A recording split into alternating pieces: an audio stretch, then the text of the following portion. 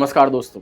IPL के बाद सबके मन में सवाल होता है कि क्रिकेट का सबसे बड़ा त्योहार खत्म हो गया, तो अब क्रिकेट के प्रेमी क्या देखेंगे। पर इस बार आईपीएल के तुरंत बाद ही टी20 वर्ल्ड कप स्टार्ट होने जा रहा है, जो सभी क्रिकेट के प्रेमियों की एक्साइटमेंट डबल से भी ज्यादा कर देगा। जहां न्यूयॉर्क के नसाउ काउंटी क्रिकेट स्टेडियम में 9 जून को भारत पाकिस्तान का मैच होने जा रहा है। जी हाँ, इंडिया वर्सेस पाकिस्तान, हर किसी को सिर्फ इसी मैच का इंतजार होता है। पर पहली बार ऐसा हो रहा है कि मैच के बारे में तो सब बात कर रहे हैं, बल्कि मैच जहां खेला जाना है यानी कि स्टेडियम, उसके बारे में भी लोगों के मन में एक अलग तरीके का बज़ बना हुआ है। आपको बता दें, जिस मेकशिफ्ट स्टेडियम में इंडिया वर्सेस पाकिस्तान का मैच होना है, उसे करीब 250 करोड़ रुपए की लागत से बनाया गया है।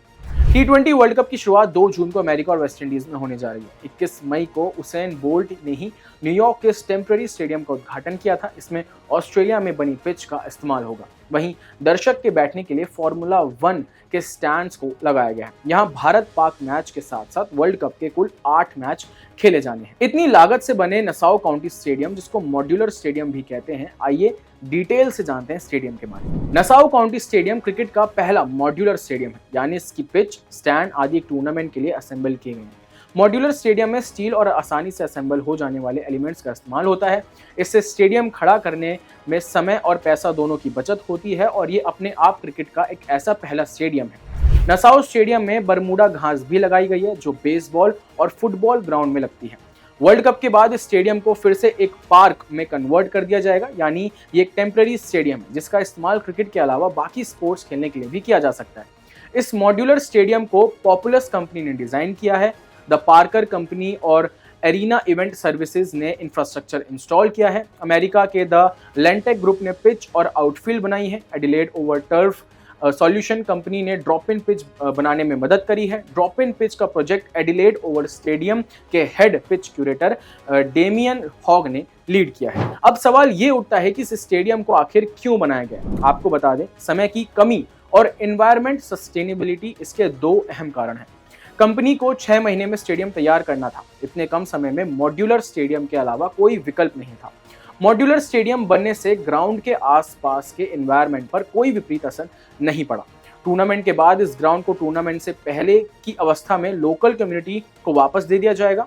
मॉड्यूलर स्टेडियम को मेंटेन करने में पैसे भी कम लगते हैं, क्योंकि एक बार काम होने के बाद इसे खाली जमीन के रूप में रखा जा सकता है, जिसे मेंटेन करने की जरूरत ही नहीं। जिन शहरों में कई सालों में 1-2 स्पोर्ट्स एक्टिविटीज भी होती है, वहां मॉड्यूलर ग्राउंड का कंसेप्ट तेजी से बढ़ रहा है। आपको बता दें, न्यूयॉर्क में स्टेडियम में 34,000 दर्शक बैठ सकेंगे।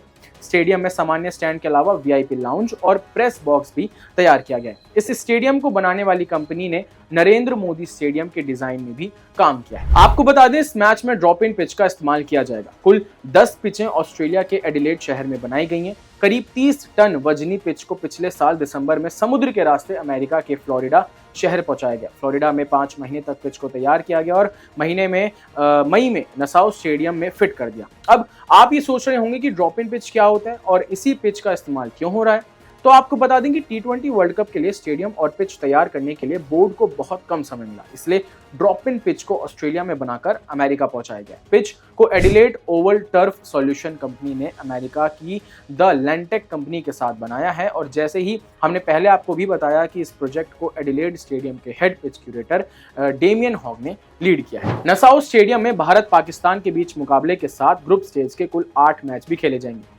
3 जून को साउथ अफ्रीका और श्रीलंका के बीच मैच से स्टेडियम की शुरुआत होगी। यहां 1 जून को भारत बांग्लादेश के बीच वार्म अप मैच भी खेला जाएगा।